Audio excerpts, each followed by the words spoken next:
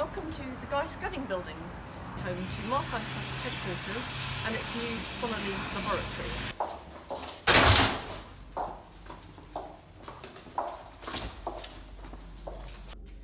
I came to the group to do my PhD in molecular genetics of glaucoma in collaboration with USA, and that's how I started with the group.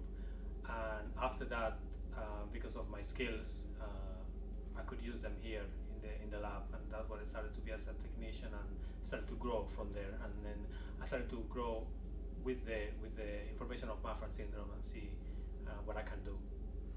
How have you grown with the Sonalee laboratory? What is it that you can uniquely bring to the Sonalee laboratory?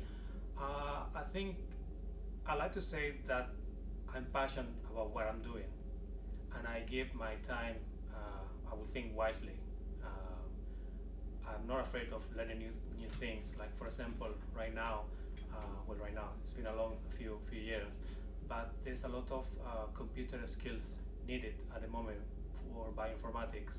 And although it's a little bit scary when you go online with all these kids, 14, 15 years old, that they know what they're doing, they're always very helpful to help me to understand what I need to do for the NGS analysis on the samples that we are doing now. What is NGS analysis?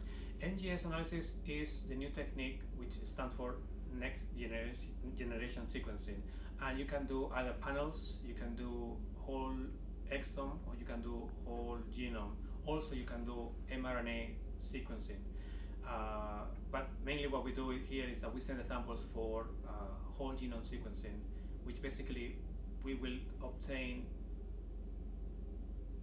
the whole genome of the patient in one file, and then we analyze the data. Means that we're gonna use all the data produced through different computer programs, and it will create this Excel file with many variants, and then we need to filter them out to see which ones might be causing or which ones might not be causing. It said that you conduct vital life-saving research into Marfan syndrome, and that you have achieved a 91% success rate in detecting the gene that causes it. How many lives, families, would you say you've saved?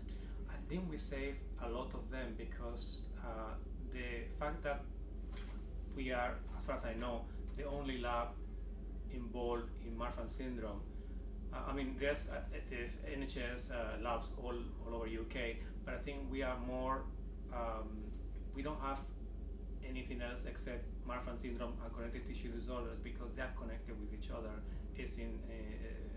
They interact with each other. That's why we're doing them. The more we get to know all the genes that interact with FEN1, the better.